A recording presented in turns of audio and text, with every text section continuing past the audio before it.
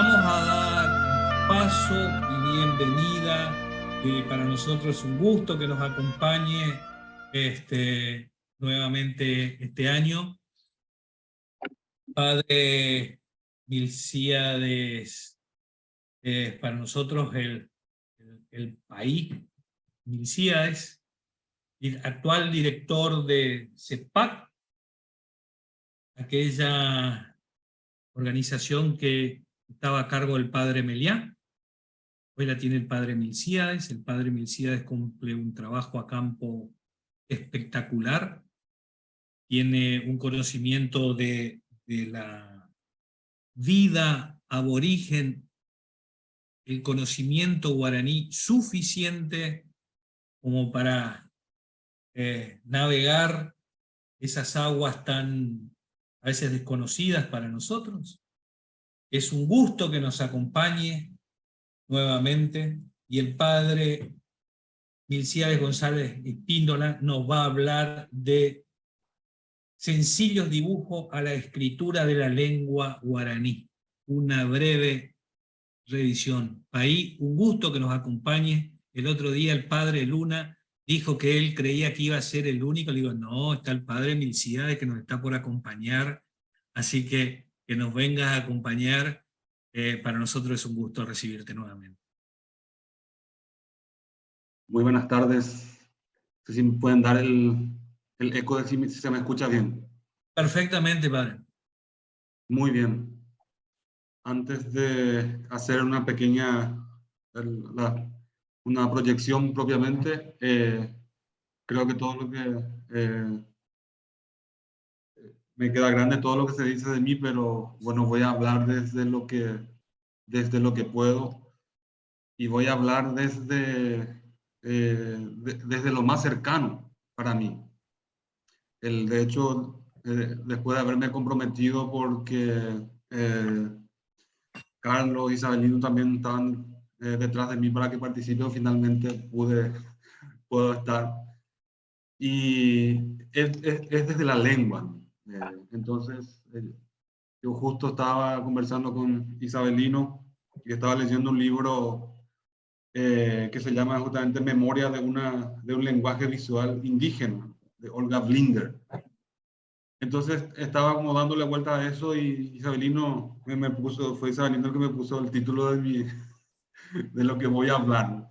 Al final termino yendo a lo más cercano a mí, que es la lengua guaraní, ¿no? Que es mi primera lengua, y a partir de ahí hablar, ¿no? Y a partir de las lecturas, no soy historiador, mucho menos artista, pero sí un conocimiento de la lengua y de las lecturas que puede hacer de las obras de Meliá, ¿no? Y principalmente mi libro de cabecera, que es el libro Algura Voluntad, de León Cadogan, que me ocupo hacer también un trabajo sobre eso.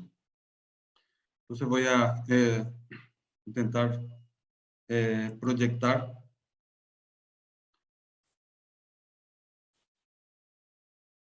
el título de mi presentación, ¿no? Dice: de sencillos dibujos a la escritura de la lengua guaraní, que es la temática justamente que tratan el libro de Olga Blinder. En realidad es una recopilación de muchos autores, y es producto de esta lectura que me puse a escribir la siguiente reflexión para compartir con ustedes, ¿no? Y tengo algunos dibujos justamente que saqué del libro, pero todas las ideas no están sacadas del libro, pero principalmente ideas que Meliá trabajó, y desde mi conocimiento también de la lengua, que me suena de otra manera, ¿no? Y que cada vez que leo sobre los guaraní, o leo a Montoya, cada vez me entiendo más a mí, ¿verdad? Y cada vez entiendo más al pueblo paraguayo, que es desde donde puedo hablar, ¿no? Como dice aquí, ¿no? El dibujo, otro lenguaje, ¿no? Este dibujo está tomado de libros, pero justamente de un apartado donde escribe el padre Bartomeu Meliá, donde ellos hicieron la experiencia del pueblo Paintahuiterá, comienzan a escribir por primera vez, ¿no? Y eso es lo que se cuenta en el libro. Esto está tomado y muestra justamente cómo ellos dibujan el lugar donde viven, pero al mismo tiempo dibujan cosas extrañas a la cultura, ¿no? Como pueden ver aquí al costado un camión, que ya es de los años 70, ¿no? Pero al fin y al cabo es cuando el guaraní dibuja su mundo, y dibuja su mundo interior también, ¿no? Y y como les decía, yo estoy inspirado básicamente en lo que leí en ese libro y complementado con otras ideas, ¿no? Y aquí tomo justamente unas palabras del padre Meliá, que dice, ¿no?, que la figura gráfica es un modo del lenguaje a través del cual la persona se dice, ¿no? Y dice algo de sí mismo, y dice algo a alguien de su comunidad.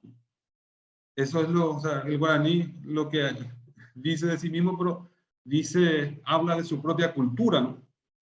Por eso es que la grafía sobre el guaraní encontró eco en los papeles de los antropólogos, ¿no? O sea, quienes le dieron lugar a los guaraníes fueron propiamente los antropólogos, ¿no? En donde de una manera más desinteresada, ¿no? Hay toda una literatura guaraní misional, pero que tiene más bien otro sentido, ¿no?, que es la evangelización, de sentido interesado, ¿no? No tanto en la cultura, sino en la conversión de la cultura, ¿no?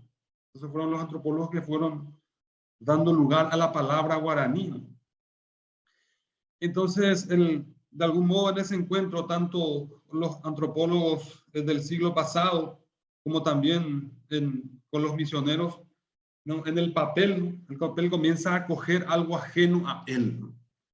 Pero al mismo tiempo recoge la experiencia y la cosmovisión de un pueblo, ¿no? Cuando uno lee los diccionarios de Montoya, ¿no?, como veremos más adelante, quiere traducir el cristianismo al lenguaje guaraní, pero al traducirlo, la lengua guaraní comienza a invadir, ¿no?, el territorio cristiano, y a pesar de que como que se le quiere borrar, está muy presente, ¿no? Por eso también Montoya, todo lo que él trabajó es demasiado importante para poder entender la lengua guaraní. Entonces el papel comienza a acoger algo ajeno a él, pero al mismo tiempo recoge la experiencia y la cosmovisión de un pueblo indígena que dice algo de sí. Y eso es lo que también hemos visto en la presentación anteriormente de la autora Flavia, ¿no? Como también ya, por suerte, ella ya me facilitó las cosas, ¿no?, de lo que ella sabe, ¿no?, en lo que hace los dibujos, ¿no? Ahí se queda plasmada la cultura guaraní, ¿no? El indígena también no es que hace mera copia, sino dice algo de sí, ¿no? Y en esa relación con las letras, no podemos dejar de tener en cuenta solamente lo que se escribe, lo que dice el libro, ¿no?, sino también quién escribe, ¿no? Hay una experiencia en que los guaraníes también aprendieron a escribir, y a escribir no en el sentido solamente de las letras o las palabras, sino también en el propio dibujo, ¿no? Se proyecta la figura del que escribe, ¿no? O sea, el guaraní también pasa, o sea, eso mismo pasa con la pintura, ¿no? Lo mismo con la grafía, propiamente de la letra, ¿no? El universo cultural siempre se cuela en el entramado de la grafía humana, donde aparece la especificidad de una cultura. O sea, cuando se escribe, se traduce al guaraní necesariamente, aunque sea una traducción, la cultura necesariamente pasa a formar parte de la letra o del libro. Entonces ya comienza a decir otras cosas, ¿no? Inspirado en el título de mi presentación, yo tomaré dos conceptos de la lengua guaraní, ¿no?, tal vez ya conocido por algunos, que es justamente el concepto de cuatiá y taanga, ¿no? Cuatiá, conocido como el papel o el libro, y taanga como la imagen. Y es Montoya quien registra la palabra cuatiá en su Tesoro de la Lengua Guaraní en 1639. Y él lo define como escritura. Interesante, ¿no? Como escritura, pintura, dibujo, papel, carta, libro. Y ahí en guaraní pone añecuatiamonguetacuá, que significa sé leer, o sea, es hacer hablar al papel, ¿no? hay cuatiá, escribir es poner en el papel, pintar, significa escribir, pintar. Es interesante en ese sentido que el cuatiá significa no solamente la palabra como letra, sino también la propia pintura. Y ahí sigue diciendo que el abá y cuatia pura, abá imbo cuatia pura. El abá raangaba, hombre pintado, lo que yo también ya nos adelantaban. Al fin y al cabo, el abá raangaba, que es justamente el ser humano, que es el modo concreto cómo se entienden. Recordando ayer lo que es la presentación también del padre Alberto Luna, ¿no? De cómo se decía el misal, ¿no? Dice, tupá cuatiá, como el papel de Dios, ¿no? El modo como traducía Montoya, ¿no?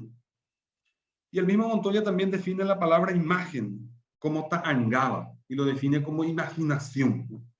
Y dice que es representarse el ausente a la memoria, sospecha, imaginación. A su vez, contemporáneamente, León Cadogan recoge en el diccionario Umbrial Guaraní la palabra ta'angá, que lo traduce también como imagen. Y ahí la diferencia es que él pone un ejemplo de la mitología guaraní y dice, ñanderú, ñandere corá anga. Nuestro padre imita nuestra futura conducta. Sienta precedentes para nuestra futura conducta, anga. Es al fin y al cabo, la imagen, que el ser humano es imagen del ñanderú. Y ese ñanderú, nuestro padre, es el que nos dice cómo debemos ser, ¿no? O sea, y lo que hace el ser humano es, angán guaraní es como imita la acción de Dios, ¿no? La acción de la palabra, que en el fondo para ellos la palabra es lo divino del ser humano, ¿no? Al fin y al cabo, en eso se centra la cultura guaraní, que es una cultura de la palabra, ¿no? Y a partir de esta breve revisión de estos dos conceptos, ¿no? Que es el cuatiá y ta'angá, ¿no? El papel, por un lado, y el ta'angá, la imagen, que nos habla tanto de la letra como de la pintura, que al mismo tiempo los dos lo que hacen es mostrar una imagen. Es que a partir de estos dos conceptos haré mi reflexión sobre el tema que me toca abordar, ¿no? Y la primera distinción que quiero hacer es que no es lo mismo el cuatiañe, palabras que vienen en el papel, lo impreso, ¿no?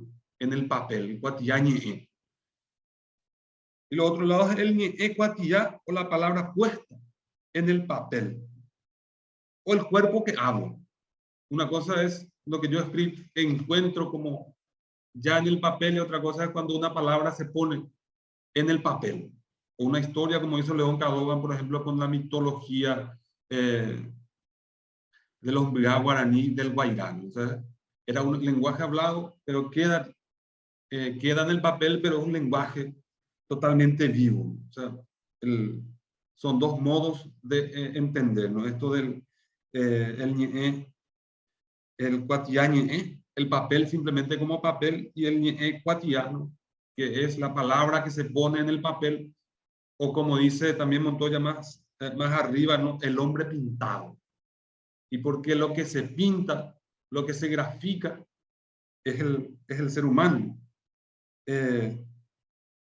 Montoya define la palabra cuatiano en el modo ya reducido, pero como casi siempre ocurre, se le cuela el significado original, que es abá, cuatiá, porque originalmente cuatiá significa cuerpo, porque lo que los guaraníes pintaban eran los cuerpos humanos, o su propio cuerpo. Es decir, hombre pintado con varios colores, y al fin y al cabo este es el sentido del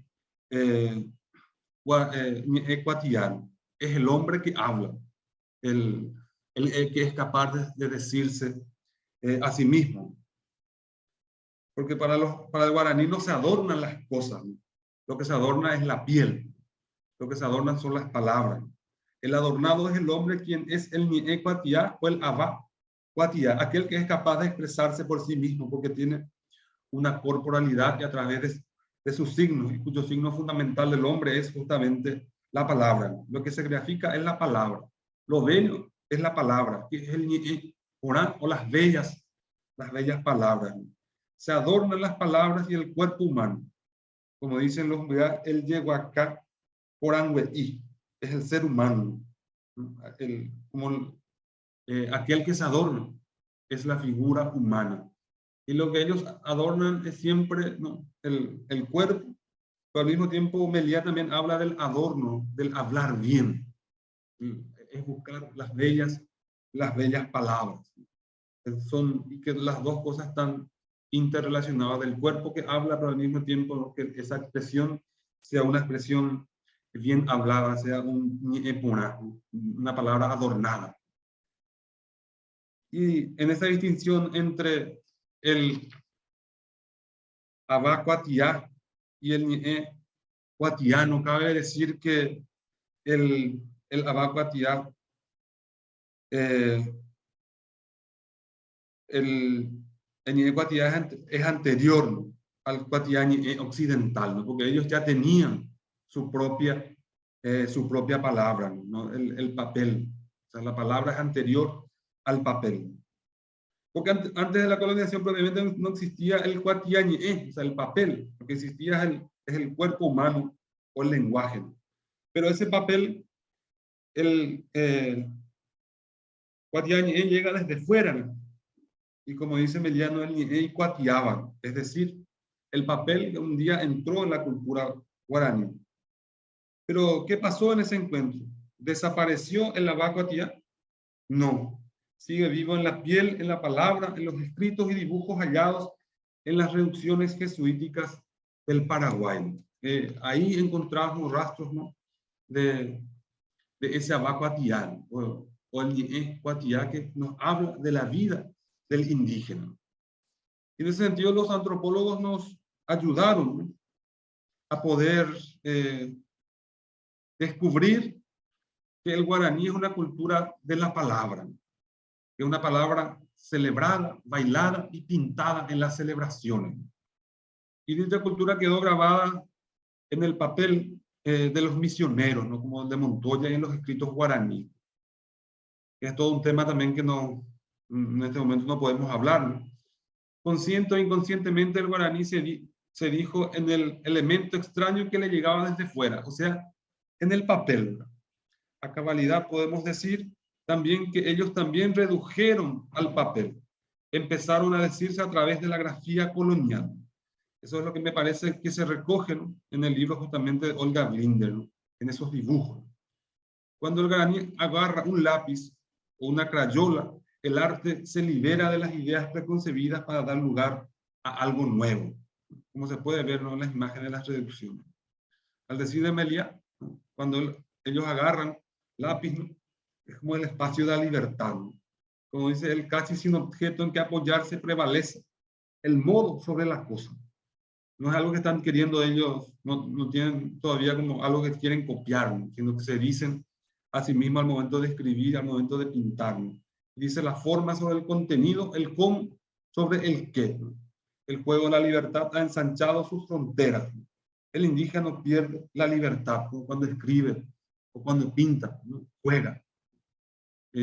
Diferente a nuestra cultura, ¿no? Y dentro de las reducciones jesuíticas, los guaraníes no son tangareínos, no son meras copias o imitadores de los elementos extraños que le llegan de fuera, ¿no? Plasman en la escritura, como la pintura, su identidad. El modo de relacionamiento del guaraní con la cultura ajena no es simplemente de asimilación, sino que le impregna su tecó o su modo de ser, ¿no? Eso es lo que encontramos en sus dibujos, ¿no?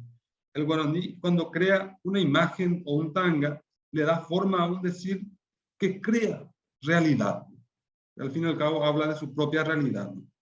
Esto tiene directa relación con el mito de la creación de la palabra, en el que ella se crea a sí misma, ¿no? En el Aigura Pitano, como cuenta, que la palabra se crea a sí misma, ¿no? No crea simplemente un tanga, una imagen, ¿no? Se crea a sí misma, crea al ser humano. En guaraní, como se dice, hueterá un boyerá, para su propio cuerpo creó. Y eso mismo también como que se traslada en lo mismo, así, cuando el guaraní crea algo, ¿no? Él está diciendo algo de sí mismo. Que los nuevos instrumentos y la nueva técnica lleven a un arte nuevo puede aceptarse, pero este arte nuevo no le ha producido al guaraní un extrañamiento, ¿no? Cuando comienza a escribir o a pintar.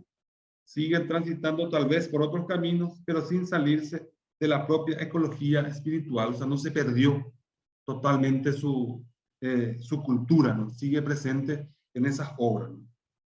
Y la cuestión principal que estoy proponiendo, ¿no?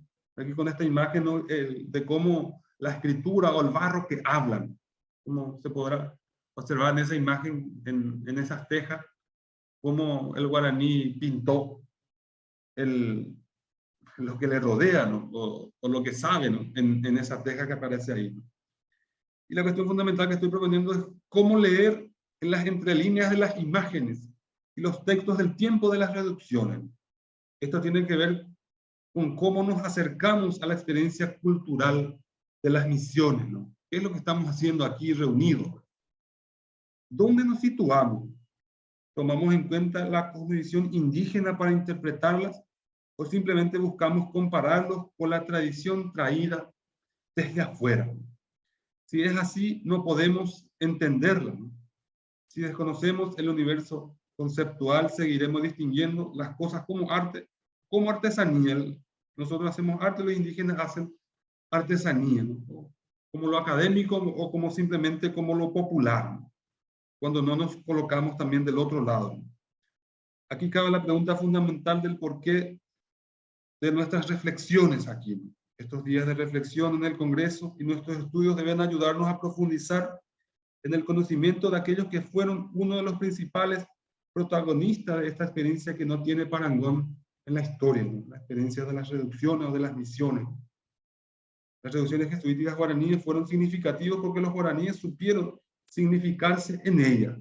Los protagonistas de las reducciones no fueron solo los jesuitas, sino también los guaraníes. La gente de cambio en ese sentido no solo es el misionero, sino la cultura existente. La tradición de los pueblos es con su gente. En ese sentido, la comunidad ha reformulado lo recibido, le ha dado el rostro, ¿no? Como se ve, por ejemplo, en las imágenes, ¿no? Cuando ellos copian, aparece el rostro indígena, ¿no? O sea, ya está diciendo algo de sí mismo. Es innegable, ¿no?, que ellos fueron protagonistas activos de la gesta cultural de las misiones, ¿no? Las reducciones están impregnadas por la cultura indígena.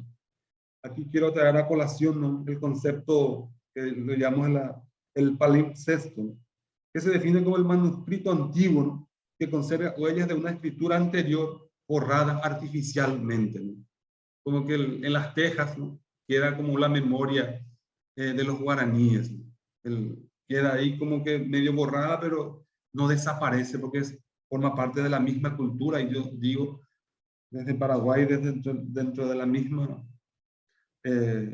cultura paraguaya. La colonia quiso borrar la memoria indígena, pero no pudo. Entre lo borroso emerge la luz de una cultura diferente que es imborrable, ¿no? O sea, si vamos a hablar de las reducciones, necesariamente tenemos que hablar de esto, porque si no, no lo vamos a entender. O por lo menos va a ser una parte, ¿no? Por eso el barro, los dibujos esgrafiados por los artistas guaraníes de las reducciones nos revelan el hablar de una cultura plasmados en tejas, baldosas y ladrillos. Todo lo que se hizo aquí en el pasado importa. Cuando en la presentación de ese video, esas imágenes de las reducciones, yo decía, ¿qué nos dice esto? Me hacía pensar, ¿no? No, Carlos me envió eso también, ¿no? ¿Qué nos dicen? Y nos dice que el pasado importa, ¿no? Importa en el mundo avasallador de hoy, ¿no? Es preciso conocer bien las raíces culturales para poder encarar al futuro sin perder la conciencia de la identidad. Y la pregunta, y conocerlos nos ayudaría a valorar lo que nos cuesta valorar, la cultura indígena. La pregunta fundamental es, ¿qué nos interesa? ¿Solo el material cocido de esa teja que vemos ahí? ¿O las manos de aquellos que los esgrafiaron, que los trabajaron? Porque ellos también siguen presentes, ¿no? Aunque sea una paradoja, ¿no?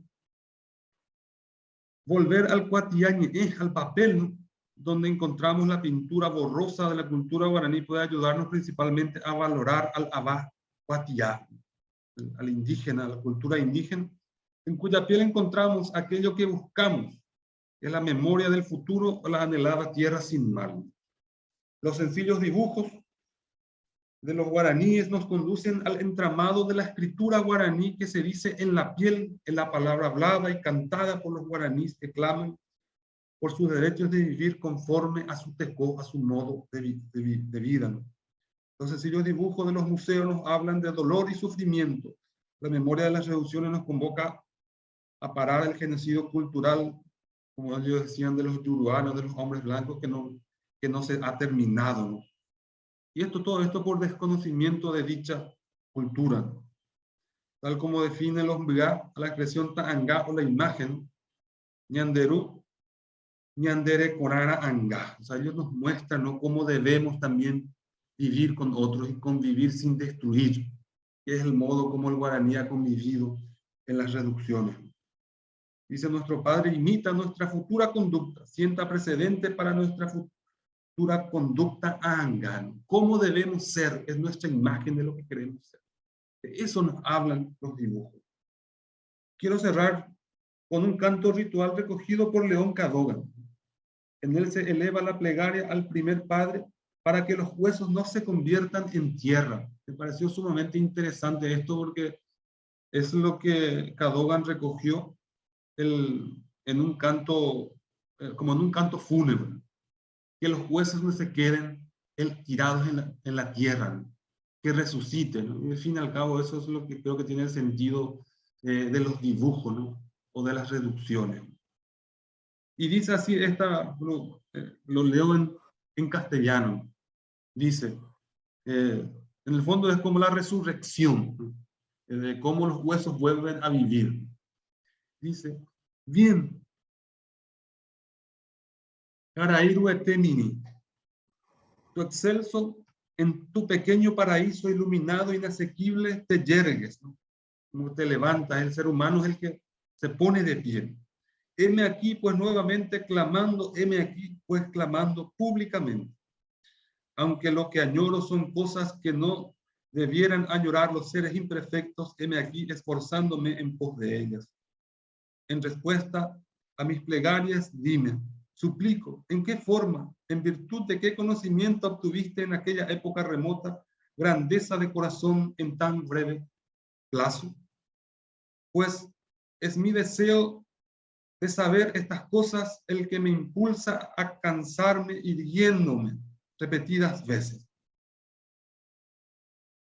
Es por eso el deseo, es por el deseo de encontrar tus hermosas huellas, que en esta forma me hallo averiguando absorto acerca de la grandeza de corazón mi padre Carairu etemini. No quiero que a semejanza del alma que será abandonada, a semejanza de los huesos que serán despreciados, sean considerados mis huesos, o sea, que no queden tirados. Deseo vehementemente que mis huesos amados no se conviertan en tierra, a semejanza de huesos de quien portara la vara, que nunca fueran amados. En ninguna manera quiero que se conviertan en tierra. Ñamanduru ete el primero, eres tú quien hablarás referente a estas cosas con Carairu etemini, por ser tú indiscutiblemente su primer padre. Cierro con esto, ¿no?, con la expresión del primer padre, ¿no? Y aquí hay en la cultura guaraní mucho, en la lengua guaraní mucho que aprender y mucho todavía por descubrir en nuestros estudios sobre las misiones jesuíticas guaraní. Cierro mi presentación con esta imagen justamente tomada de los dibujos que recogió el padre Bartolomé Muriá en medio de los países tan literarios. Porque el tiempo se va cerrando. Gracias, padre. Yo, la verdad es que no puedo preguntar porque uno necesita procesar todo esto. Tan intenso, tiene tanto contenido que uno necesita procesarlo. Solamente me sale decir, habitualmente se dice, valga la redundancia, que el guaraní como idioma es poético o florido. Yo creo que es poético o florido su pensar. Creo que el pensar ya lo hace de una manera muy nutrida, muy imaginaria, muy rica. Gracias, padre. Le voy a dar la palabra al arquitecto Jorge Rubiani, que está pidiendo desde temprano la palabra. Gracias, arquitecto, por la paciencia. Adelante, si habilita su micrófono, con gusto. ¿Ahí está bien? Perfecto, arquitecto, perfecto. No, hace poco leí un reportaje del doctor Peter Brown, que le adjudican ser el historiador más importante de la época moderna, contemporáneo nuestro, y estaba diciendo que hacer historia es unir las piezas. Y me parece tan significativa esa frase, porque al escuchar al padre González, tenía acá sobre la mesa el libro de Olga Blinder, porque ese libro se hizo en mi casa, porque Olga Blinder le confió a mi esposa el diseño gráfico de ese libro y teníamos todo eso. Y me llamaba la atención la expresión de que todo está en esos objetos que hacían los indígenas, porque en realidad la historia está en todo lo que tocamos todos los días, y como nadie dejó una marca, aparentemente no tiene ninguna importancia lo que revisamos. Y lo que le quería decir al padre González como pregunta o como reflexión es: ¿cómo es posible que los indígenas, habiendo valorado tanto la expresión oral, porque lo que más valoraban los guaraníes era el coraje y la elocuencia, sin embargo no tenemos una memoria gráfica, una lengua escrita que hubiese sido fundamental para entender todo esto que hoy nos intriga y nos conmueve de muchas maneras? Quería preguntar eso al padre González. Ahí, Milcíades. Yo creo que aquí hay dos cosas, ¿no? Principalmente en lo que hace a lo que hacen los indígenas. Por un lado, no se valoran en cuanto a expresión artística, y por otro lado, creo que también cabe decir de que no se tiene que ver también con que la misma experiencia de las reducciones fueron también sacadas y prácticamente eliminadas por la historia que nosotros ya sabemos, ¿no? Y eso es lo que dificulta, ¿no?, que podamos justamente valorar estas imágenes. Y tal vez en el fondo también la propia cultura guaraní, que es más una cultura también hablada, sepa ver, reconocer mejor en esto, ¿verdad? O porque también ya los hemos dejado fuera de esta experiencia. De hecho, ellos como no están presentes en las reflexiones.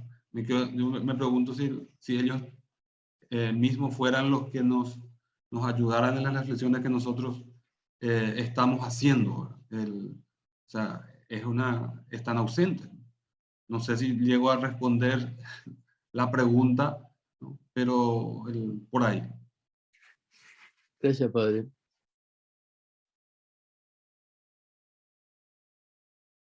Perdón, Septimio. Sí.